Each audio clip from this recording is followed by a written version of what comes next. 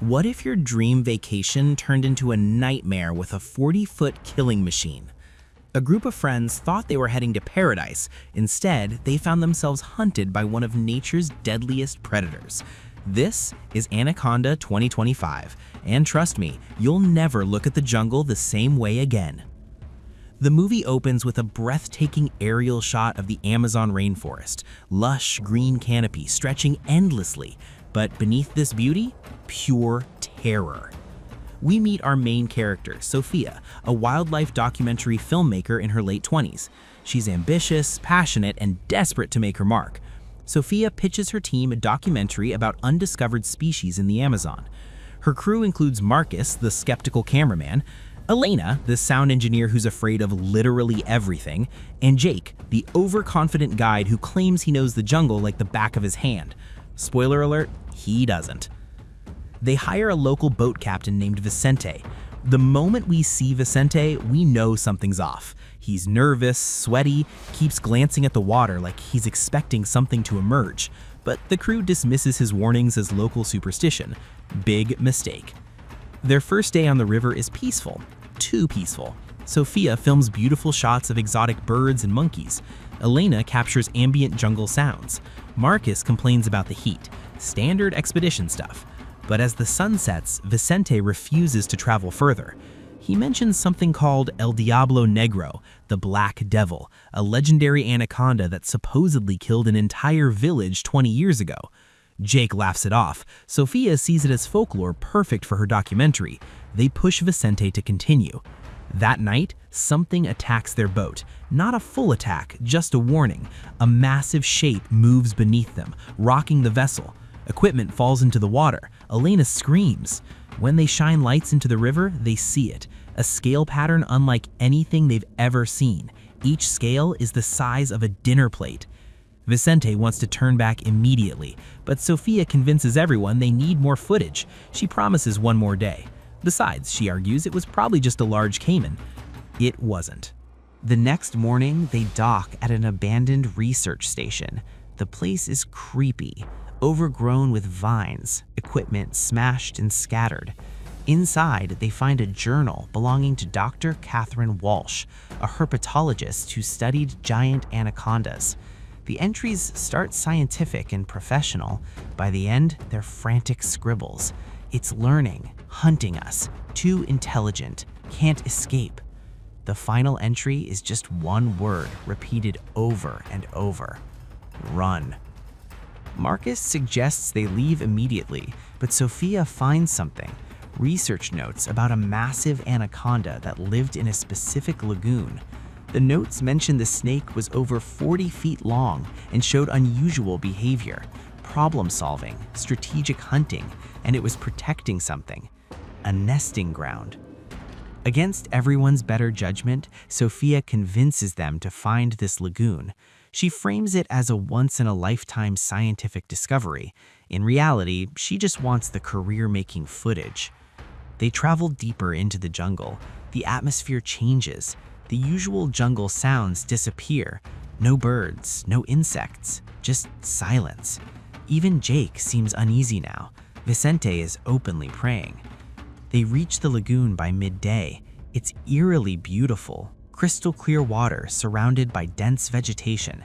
And floating in the center, dozens of massive eggs, each one the size of a watermelon.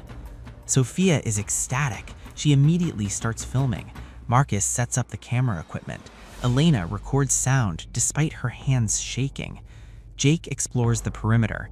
Vicente stays on the boat, engine running, ready to escape. Then Jake finds something. Bodies, or what's left of them. A previous expedition, judging by the rotted equipment.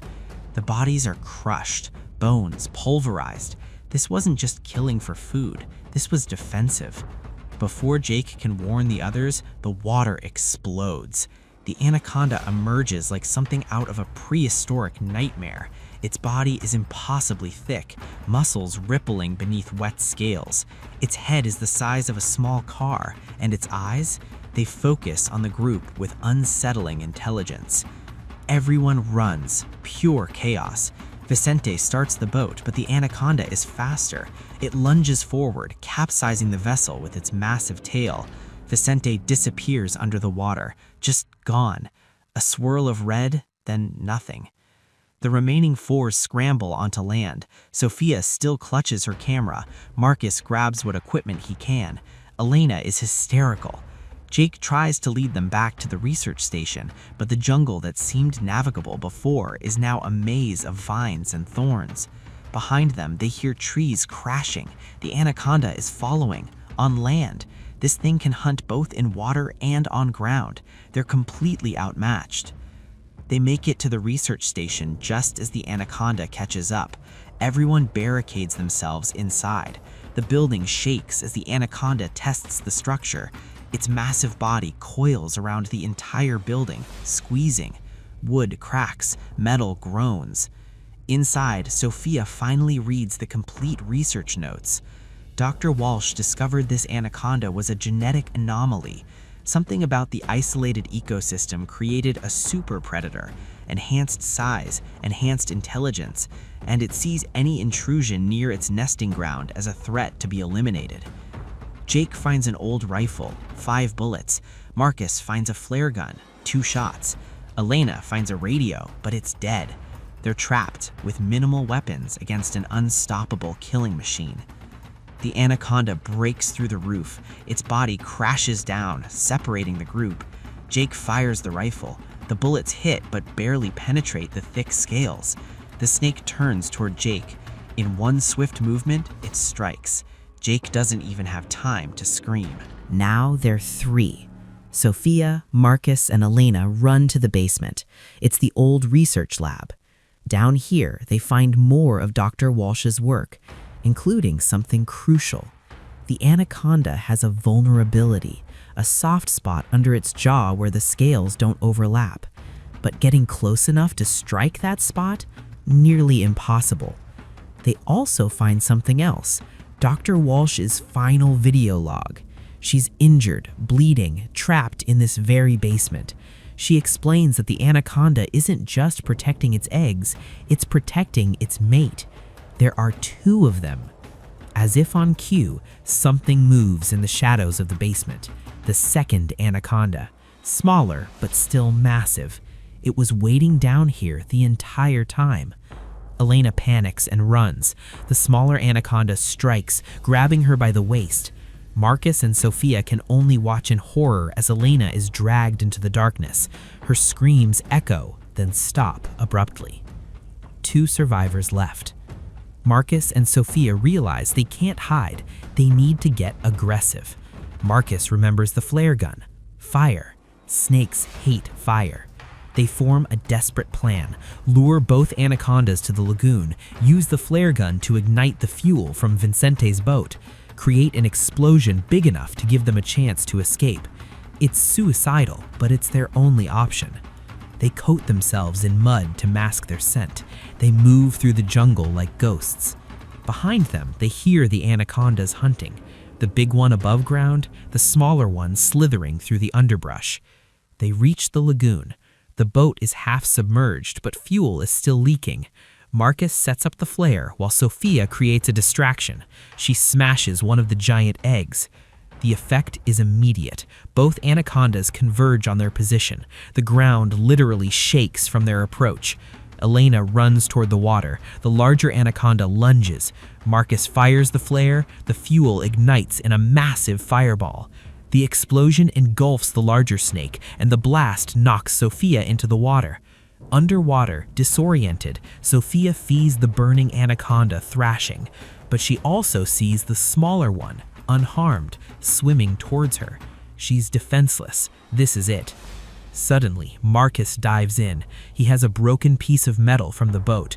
As the smaller anaconda attacks, Marcus swims underneath it. He stabs upward, right into that vulnerable spot under its jaw. The snake convulses. Blood clouds the water. Marcus grabs Sophia and they swim desperately to the surface. They emerge gasping. Behind them, both anacondas are dead or dying. The larger one is charred and motionless. The smaller one floats belly up. But they're not safe yet. The The lagoon is now on fire, fuel burning on the water's surface. They swim to the far shore and collapse in exhaustion. For a moment, they just breathe. They survived. But then Marcus looks at the nest, the eggs. He suggests they destroy them, make sure this never happens again. Sophia considers it. Then she stops him. These creatures are rare, perhaps the last of their kind, and they were just defending their young. She makes a choice. They leave the eggs intact. 3 months later, Sophia's footage goes viral. Her documentary wins awards. But she's changed, haunted. In interviews, she refuses to reveal the lagoon's location. She warns other filmmakers about respecting nature's boundaries. The final shot shows the lagoon, peaceful again. The eggs are hatching, dozens of baby anacondas slithering into the water.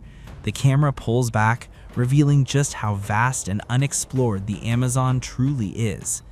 And somewhere in that green infinity, another massive shape moves through the water. Nature always finds a way. Anaconda 2025 reminds us that we're not always the apex predator. Sometimes we enter spaces where we don't belong, where our technology means nothing, where nature holds all the cards. It's a terrifying thrill ride that asks one simple question: how far would you go for success? And what happens when you push too far? If you enjoyed this recap, smash that like button, subscribe for more movie breakdowns, and let me know in the comments, would you risk everything for the perfect shot, or would you respect nature's warning signs? See you in the next one.